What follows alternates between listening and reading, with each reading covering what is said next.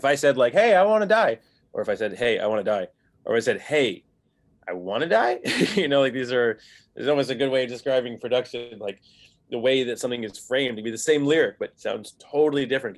Hey everyone. Jack Antonoff is one of those guys that basically has his fingerprints all over the music industry.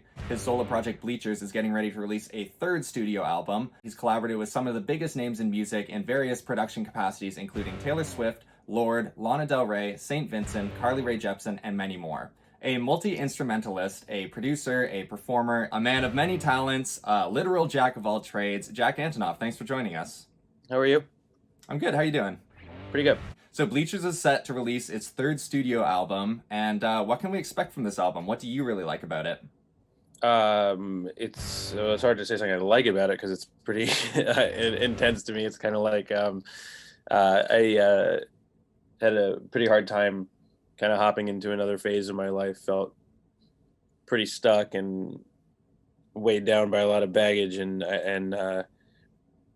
wasn't writing much because of that. And then this thing happens where you start to realize, well, if I drop some of this stuff, maybe there's some hope and joy on the other side. And I wrote this album from that perspective. So it's kind of almost a broadening of the spectrum. It's the darkest album I've made, and the most hopeful in the same breath.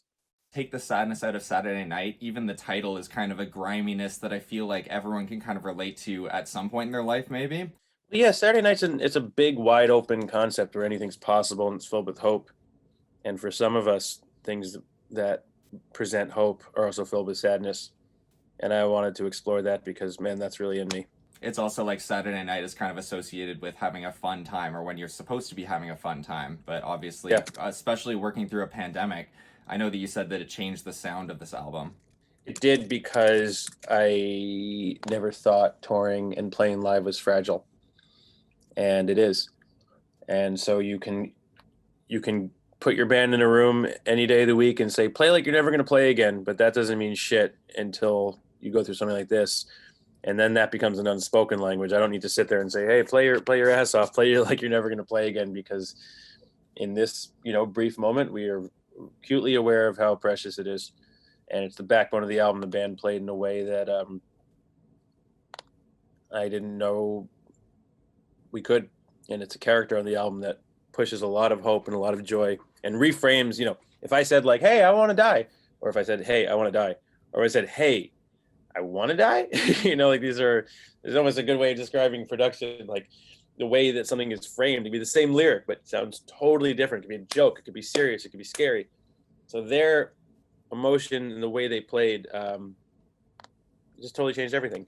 That's right, and like that, all those different personalities, that different look. It's almost like how when you were writing Mirrorball with Taylor Swift, it's kind of that like you don't know how to react in certain situations, and you don't know what's going to come out of it. The entertainment industry in general has been just in flux for the past year and a half, and people have been handling it in different ways. Some people have been dealing with mental health barriers. Others have been dealing with inability to record or hiatus. Yeah. But you seem to have kept your foot on the gas through all this. Well, I there's a portion of my work I could do that doesn't involve, being out there with people. I'm in a room alone right now in my apartment, which is a little studio where I spend a lot of time in. So during the pandemic, I was able to come in here and write like I always do. And then I couldn't tour and I couldn't, meet up with people and do all these different things. But there was a piece of my life that was eerily unchanged because a lot of my life is extremely solitary. Yeah, for sure. And it's interesting kind of how like you deal with things as they come to you. And I actually wanted to ask you about another pandemic project. Obviously, you've been doing your work with Bleachers, but another one that I mentioned before was Folklore, Taylor Swift's album. What was it like working virtually with Taylor, and how did that develop or evolve your working relationship with her? I feel like, it's interesting to talk about Folklore because we did it in this really special moment and then made this film, the Long Pond Sessions, where, there's nothing I could say that isn't better said in there. So sometimes when I talk about it, I begin to feel a little repetitive because there's such like a clear like documentary of the whole process of that. But if I had to, find like a quick way to express it, which is, it's not because it's a really heavy thing. It just, tests the boundaries of what's possible. And in the case like that, I think like a lot of things in the pandemic, some things we realized, oh, this is impossible. Then sometimes things we realized, oh, there's more life and more possibility here than I even knew. Which I hope is which is sort of how I'm starting to feel about live music. Kind of that metaphor of the, when the gas tank hits empty, there's that secret 20 miles. Like I think we're all finding out about this secret space beyond what we imagined.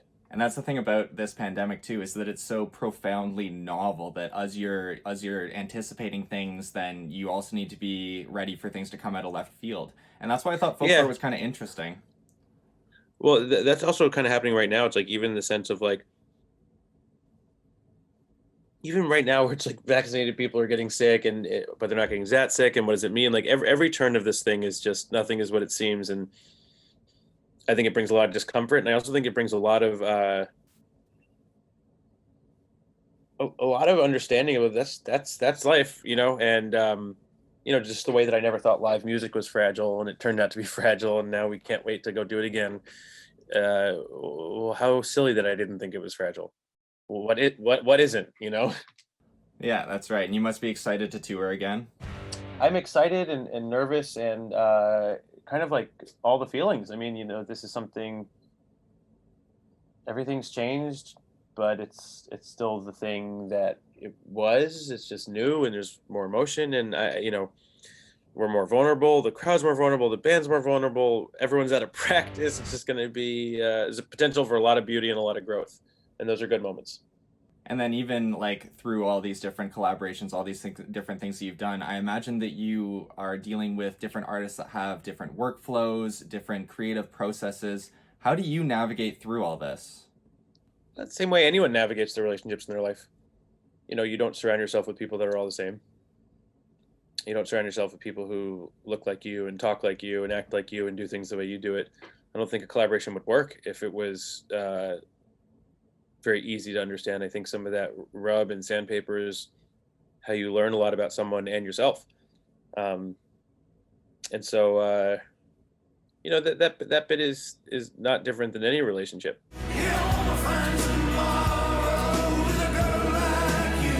On your upcoming album, they say don't meet your heroes because they're sure to disappoint you, but I imagine that doesn't really apply when you're writing a single with Bruce Springsteen, someone who is also another New Jersey icon in music. And what was that experience like? Well, I'd written the album in such solitude that sometimes there's like a strength.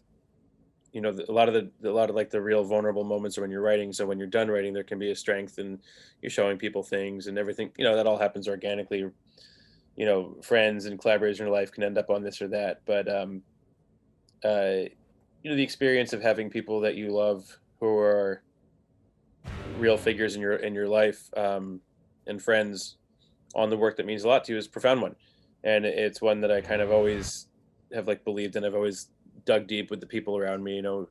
People who make my videos or take my pictures or my band. Like there's not a lot of relationships that go into the music that aren't the actual people within my life, and I end up writing about them too. So you've worked with your heroes, you've worked with some of the biggest names in the industry. Have you ever had a moment where you've just been profoundly starstruck? No, because the nature of that question is that these people aren't people in my life. They're not celebrities to me. They're my friends. I don't get asked a lot about you know Carlotta Cole, who's brilliant, who made my videos and my pictures. I don't get a lot about Mikey Hart, who's my guitar player. The I don't get asked a lot about my dad, who's played in the band a number of times, inspired me in all these different ways. Um, if you've ever had a friend or known anyone who was any became public in any sort of way, then you know that that's just like a very small piece of life, especially if you're an artist and most of your time is spent writing songs and thinking. Um, so I've never thought of like, oh, I love this artist, so I want to have them on my music. It's always friends, and that's what's actually it's been an interesting experience releasing some of this stuff, because the relationships that go behind these things are very, very deep. So yeah, I guess the answer is you don't really see people in a public way because they're in your private life, and just because someone might have a public persona. Uh, that's not something that happens at dinner or working on music or stuff like that. That's sort of very separate bits.